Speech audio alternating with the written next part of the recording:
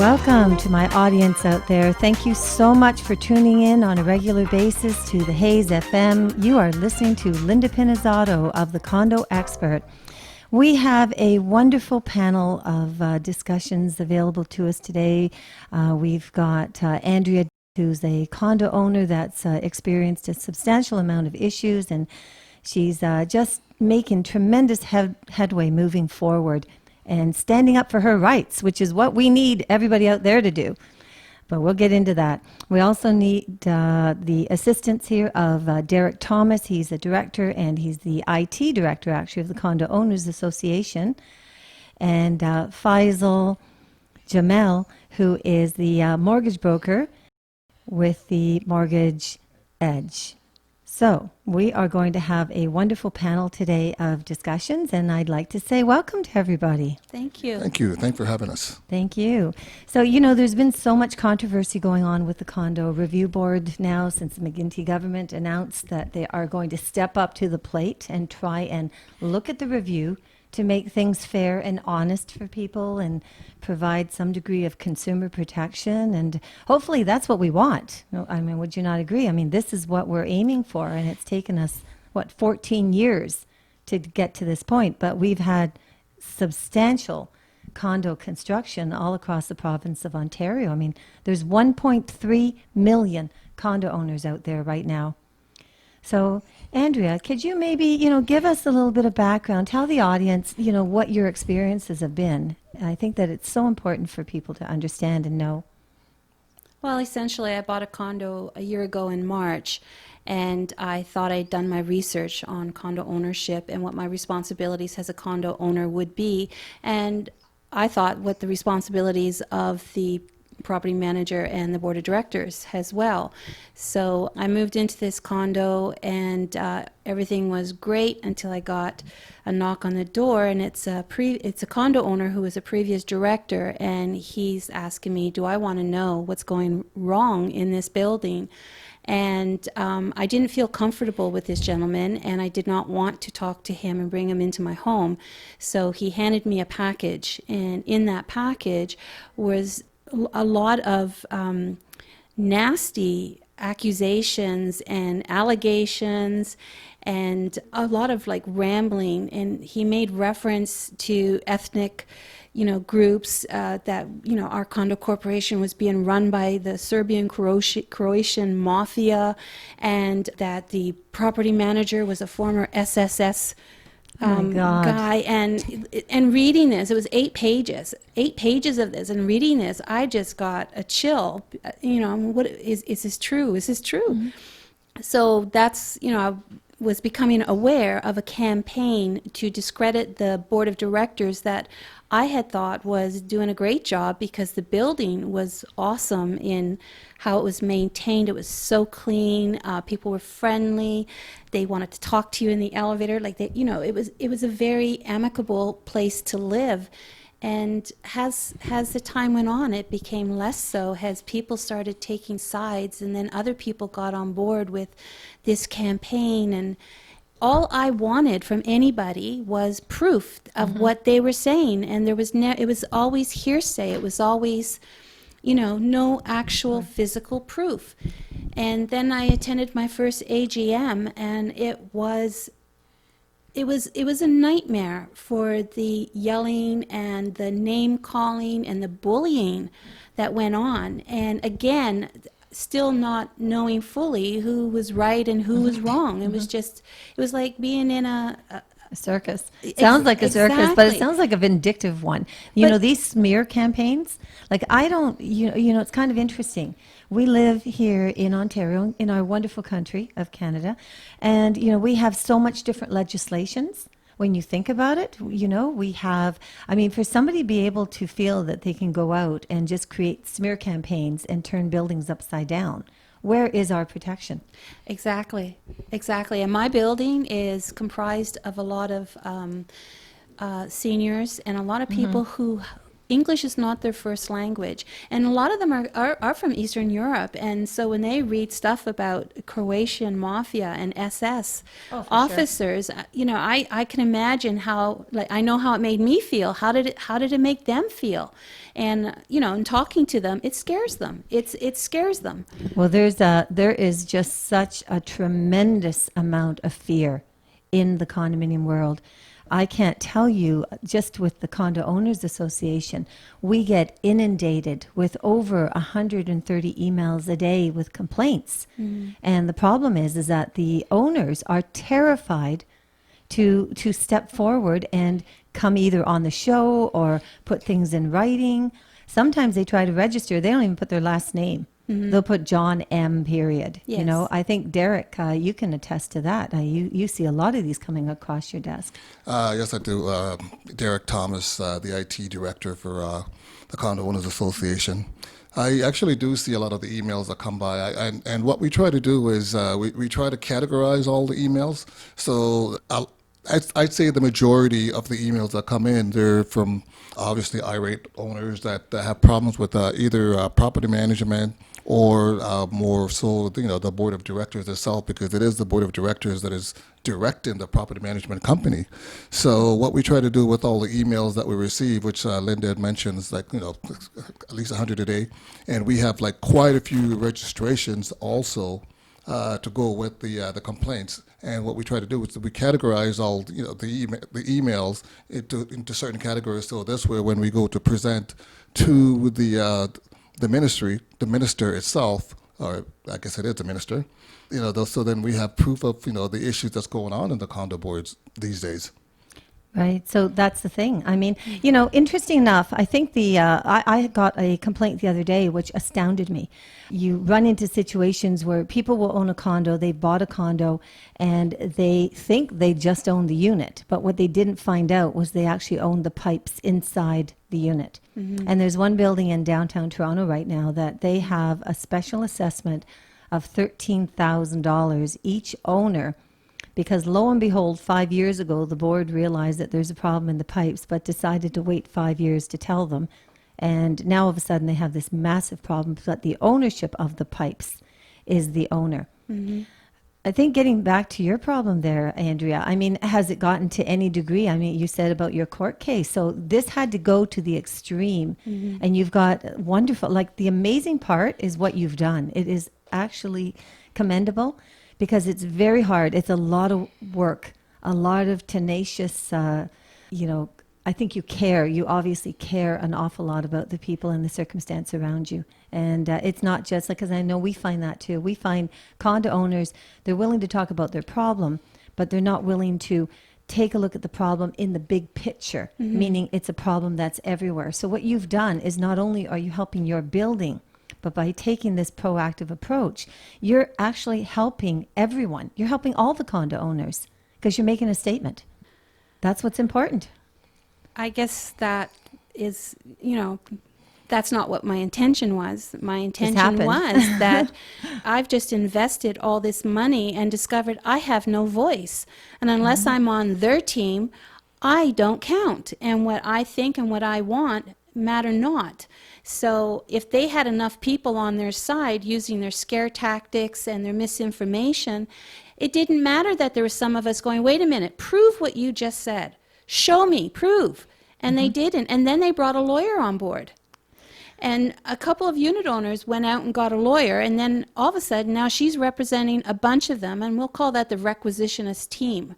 And so they were well organized. They came to the meetings and they disrupted the meetings. So the board that was sitting at that time were unable to provide any information to the owners because she, said, nope, you can't talk about that. You can't talk about that. Yeah. And made it a very formal process when it could have been informal, just to get some information, just to find out what's going on here. But that wasn't to be. So then the board scheduled an information meeting, and that didn't go anywhere because, again, they came, they did all of their yammering, and I found that a lot of people that were really affected by this were also so afraid they didn't want to get involved. I find the biggest problem was the apathetic attitude and the fear that, well, if I say anything, I'm going to get picked on. And that is a very real concern, suddenly you get a bill, like, what's this bill for? Because they just make things up. If I could just jump in for 1 second, we do receive a lot of emails from persons just like yourself, and one of the problems is the scare tactics, the bullying. The board of directors have they think the lawyers in their pocket because they're paying the lawyers, and so what they do is they have the scare tactics and then they bully the residents. So most residents and actually owners just basically keep quiet. It's amazing because you see owners like yourself. I mean, you've had to now, you have a double whammy going on because Yes. you've got to pay your maintenance fees, which of course encompasses the cost of a lawyer, which is a corporation lawyer. And now, of course, now you've got to pay your own personal legal fees. Yes. So now you've got to pay 2 sets of legal fees. Yes. And depending on how long this entire legal situation continues, interesting enough, the corporation, the board of directors, doesn't really care. I mean, really, seriously, if they're putting the building in that kind of a situation, they quite frankly don't give a damn. No. And so now you've got the condo lawyer, and I would have to guess they don't give a damn either because they're making more money. Yeah. And now for yourself, because you have to be conscientious of the monies that you're spending and, recognizing affordability, you do care. Yes. So you need our government, you need our superior court systems to Yes. pay attention Absolutely. because it's not fair. It's just not Absolutely. right. I mean, when the new board took over, within just over a month, we had our special assessment launched, and this was one of the things. This was one of their points that they were rallying the people, saying, "Oh, if you don't get that board out, there are going to be special assessments." And one of the first things they do is a special assessment, but they're tricky. They blame the former board. Yeah. So it's all an these easy out. people were really Easy out. unhappy, and they're believing, well, the former board did this. The former board is corrupt, and so I find it hard to believe that people would actually want to sit on a board for the abuse that what I saw take place. Well, there's actually one record of a situation in the Canley. Canley is the site out there that actually gives you the up-to-date information of Superior Court proceedings. And there was one situation where a board decided not to practice due care. And believe it or not, they ended up personally getting fined $350,000 divided between the 5 of them. Right. And the corporation could not step in and protect them. So, if you're going to join on a board and get elected, stand for election, if you've got a good heart and you care about it and you're doing the right thing, it's wonderful. It's these people that do things like what you experienced. They're just downright corrupt. Yes. And there's no way of finding out how deep the corruption is, because when the property management office closes the door and you knock on it, do they open to you and do you get the paperwork you want? What experience have you found on that one? That's a whole different. When the new board took over, the court case that we have is to annul the results of a meeting to remove the board. Their lawyer took over as chair. I won't even go into how that happened, but she took over as chair and allowed invalid proxies to be counted. And so, anyways, they took over and they fired everybody, and they brought in a new property management company, and then they did a presentation to people and did a slideshow showing, well, this is where we're at and this is where we are now. And they just ran through this slideshow and they showed pictures. And then they said at the end, if you want documents, come to the office and we will provide it. So one of our people did that. He paid $5. You know what he got? He got a copy of the presentation. Right. That's it. I will give you, I ran into a situation last year in an AGM that I actually own a property in. You'd think I'd be able to get past these headaches. And interesting enough, when I requested the proxies, The lawyer, same situation, informed me that under the Privacy Act, I have no right to see the faked proxies. These were actually forged proxies because we've never had 62 people at an AGM ever. And I was president of the board on that board for 5 years, so I know. So the forged proxies dictated the voting of whatever it was that the board did, because the board forged the proxies. The condo lawyer let it be and literally used the condominium expenses to send me a legal letter telling me that the most that I could see on the proxy is the X, not the name of the other unit owner, not the unit number itself. Zero, nothing at all. So what is that going to give me? What is that going to give you? Well, exactly. You touched on special assessments. I'd like to turn the mic over very quickly to Faisal, only because I want to substantiate the special assessment problem to value. Okay. Very important. Thank you, Linda. How are you doing? Yeah, very well. Good, good. I just, because Andrea mentioned, this is very important, because mentioning the fact that there was a special assessment and nobody could get information on it. Now, the special assessment has to come cost-driven because of a problem. Now, technically, most condo boards are supposed to get 3 quotes and go with the best one. Okay. Again, practice of due care, proper judgment with condo corporations. They've got a $1.5 million budget that they're representing. Makes sense. When all of a sudden your mortgage company, like your mortgage connections, are putting financing together, Yes. and you take a look and the status certificate shows that there's this huge special assessment, and Canada Mortgage and Housing and Genworth are now getting all nervous. That's right. What typically happens? What's happening? Well, they're going to get scared away from that building. That's what's going to happen. We know from all insurance points of view, it's all about risk. All insurers, whether it's car insurance, home insurance, life insurance, property insurance, all insurers like to have good risk. So if they're going into a building and they feel that they could potentially be losing money, they're going to steer away from that building. And that's the biggest problem that can happen. So when you have a client who's putting less than 20% down going into a property, they're now relying on one of the insurers to go to bat for them and insure their mortgage.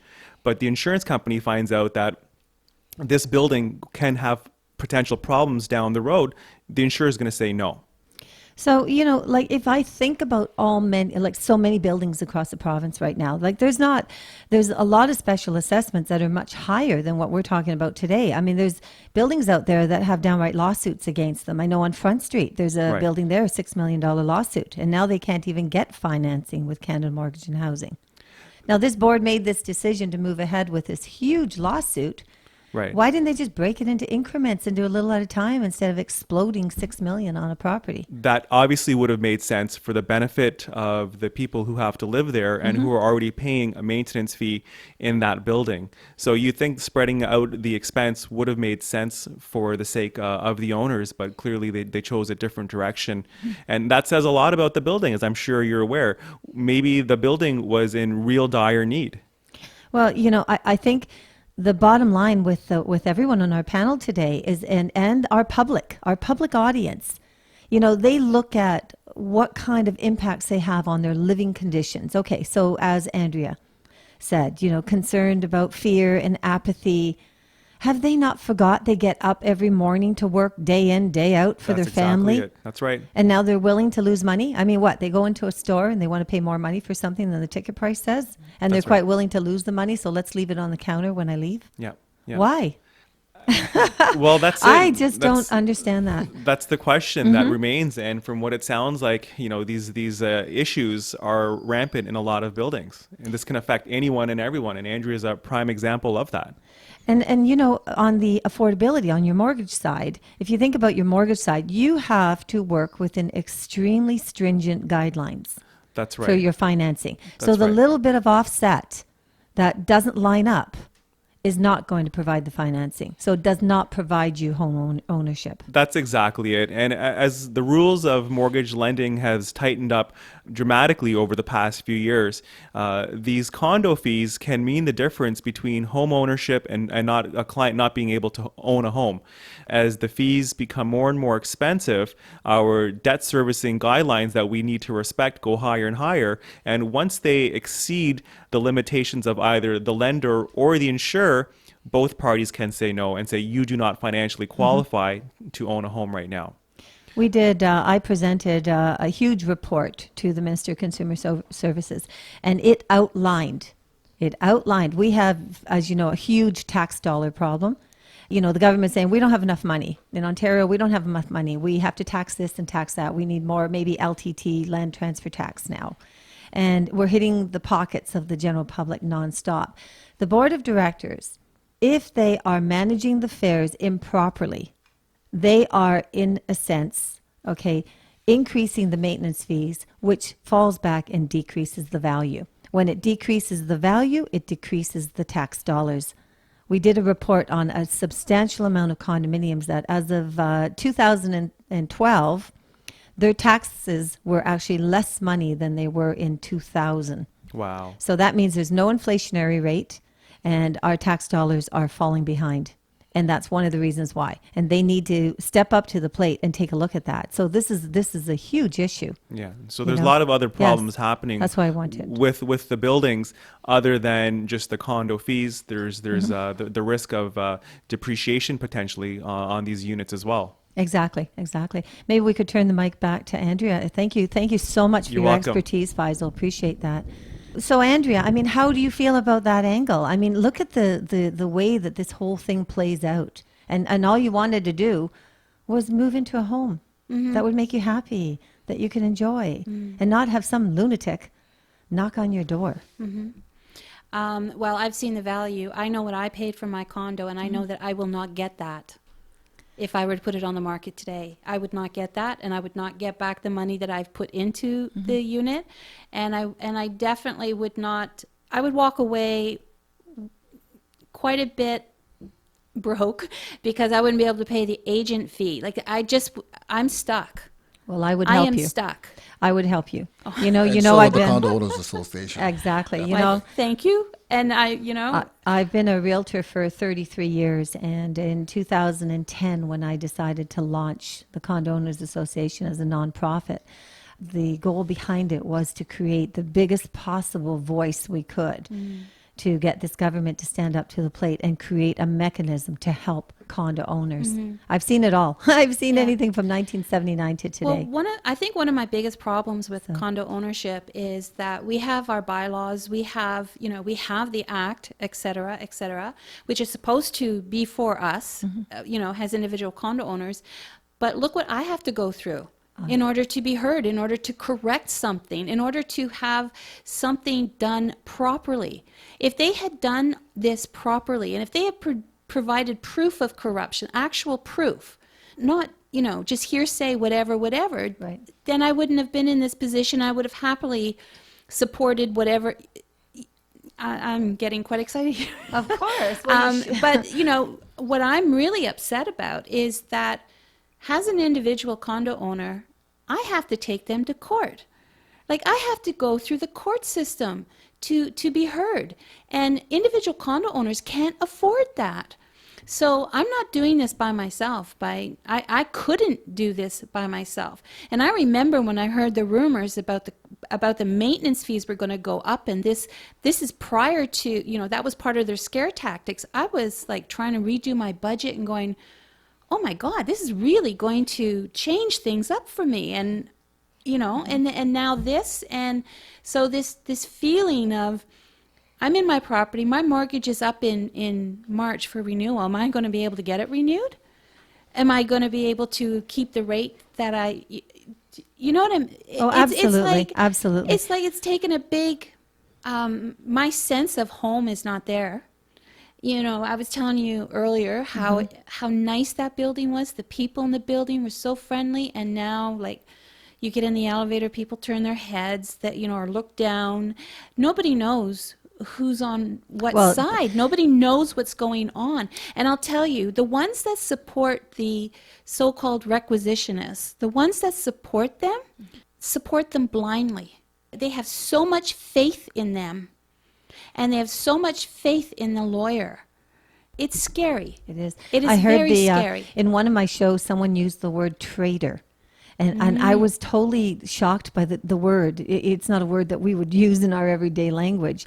And it threw me because what you said is true. There's traitors. I mean, so how can you live in a building where you know that you could be standing in an elevator and all of a sudden, there's somebody beside you and you feel that they're a traitor. And they're, of course, you breathe or say something, they're going to run back to the board. That has absolutely happened to me. Right. I'm See? an open So- book, basically, and I take my dog out, and I run into people, and they say, "Oh, did you pay the special assessment?" And I'll say, "No, I didn't. I object to it." And then we have a conversation, and then I hear some of the things that I said being said elsewhere, and I thought, but it's not in the way that I said it. Exactly. And it's like, whoa! It's like I hate that. I hate having to curb my tongue, so to speak. Well, you shouldn't because have to. We have freedom. Exactly. Why should you have to? We have Exactly. freedom of speech. This is your home. And that is the message I keep trying to tell Exactly. people, that this is your investment. This is your home, your investment. It doesn't feel like my home right now. We've been there a year, and it's. So doesn't this go back to, I guess, the bullying aspect of everything? Because what I'm hearing is, even though people are saying, "Oh, that person is a traitor," or whatever it is, it all comes back to the bullying, and the other people have alternative motives behind that. So they've got an agenda, as in, I'll just make an example out of maybe a couple of the emails that we received, whereas the property management is I guess, basically employed by a certain aspect of or a certain individual within the building. So there's a reason why the property manager is on board. Okay, and there's also issues where certain board members, they have an initiative as well. Maybe they might own a business and they want the business within the condominium. So then they'll turn around and say, well, this person is a traitor, but they have a motive as well. They all have a motive as to why, they want certain individuals on the board or they want to be on the board. It should go back to what Andrea says, that you care about the building and you just want to be involved and have the building run properly. But unfortunately, a lot of the complaints that the majority of the complaints that we receive, it's all about individuals having their own agendas. Oh, absolutely. Well, property managers, I have to touch really quickly on property managements, because property management companies across this province are not licensed. They have no form of licensing at all. Now, property managers, they don't have any licensing either. There is an association out there that is beating down doors of government because they want to see themselves as the licensed company or association representing their own product. That is a direct conflict of interest. Absolutely. There's no ifs, buts about it. And I'm going to get emotional on this one because I think it's disgusting. Every single time I'm in these review processes, I am feeling like I am target audience because they're so busy saying and defending the act of how great it is and how everything is fine. And, oh, we have that covered. Oh, we have this covered. Oh, we have this covered. Really? You don't have a damn thing covered. What you have covered is a friendship between yourselves and the board of directors. And property managers will do whatever they need to do to make sure that they continue the friendship because they are accountable to their property management company, who is the one that has the contract. So if there's a message we can get out there, that's got to be that one. So our government has to step forward, forget the nonsense. Now we've got other reviews going on as to why and what and if and that and here and there and whatever. But you know what? And they should be held accountable. They for should be held decisions accountable. That Thank you. places our corporation, our buildings They in should. jeopardy. They should. They have $100,000, $200,000 contracts. If there's 2 or 3 or 4 or 5 buildings, they have even more. The guidelines between, did you know that when a building is finished being built and there's a property management on board at that time, chances are that board will just ratify that contract because they don't know anything about the building. So they'll ratify that contract. It's a possibility maybe that property management company is aligned or affiliated or something with the builder. So how do they know they're getting proper tear on warranty coverage if they may potentially have a conflict of interest? Yeah. So, I'm not trying to target anybody in the sense of companies. The overall governance is the problem. We're talking about 1.3 million condo owners, but we're talking about financial sustainability in market value of our province. And if that market value falls because of corrupt boards and property managers that are not doing things properly in a licensed category, that means that values of houses will drop because it is a chain reaction. Mm-hmm. So it's like government. Come on, step up to the plate. Yeah. Sorry, I had to say that. Yeah. Okay. You were talking about the bullying side of it. In a letter, when I started this whole thing, I started with the Law Society first because I wanted to see, was there a conflict of interest for this lawyer to come in representing a few people and shutting down a meeting where all the people needed to hear stuff, and so they responded back and told me I should actually get a lawyer and look at these two sections of the act. So that's what started it. And the letter that my lawyer received back from the initial letter, they made a point of writing in there that my doing this was going to cost the corporation dearly, and it was already financially unstable, and that what I'm doing is, just going to cause problems for everyone. That is not there. There's a exact type of thing that I'm talking about. So Yeah. now they want to make you feel guilty Yes. because you're standing up for your rights. That's right. Right. So interesting. I mean, when we look at the whole design of all these condo problems that are happening out there, and I think Faisal, I'll ask you on new construction versus resale. See, you step into the picture once the property is registered, then you step into it to provide the financing. That's right. Okay, after that first year, there's a huge increase in the budget. It could very well be a building could take 25, 30%. Do you know there was a building last year in the Don Mills Road area? The maintenance fees went up 62% after Wow. the first year because of the way that the determination was made during the construction phases or pre-construction phases. How does that impact people? How can they possibly afford a 62% increase on maintenance fees? One thing I love to incorporate in my mortgage business is helping clients plan for their future, incorporating savings, especially if we're downsizing, we're doing a refinance. I really want to make sure my clients are on a really good roadmap. But when you tell me statistics like that, I don't think I could really help out my everyday clients in allowing them to plan for increases of 62%. We could look at an increase in property taxes of 3% and budget for that. It's a very, very reasonable. But the everyday client cannot really sustain increases at 62%. And then we're confronted with situations such as Andrea, where it becomes a building that's potentially lost value, and they're not in a situation to sell. So they have to find ways to support this, which quite often means taking on debt, borrowing from friends, unsecured line of credit, things like that. So clients can find themselves in a very unfortunate situation. And that's what will happen. And we do see that. This is why clients do need to refinance, because they've got themselves into financial trouble. And with these types of increases of 60%, absolutely, clients can get themselves into trouble. Their incomes haven't increased by that much. Their expenses haven't gone down by any means. And we live in a society where expenses are always on the rise.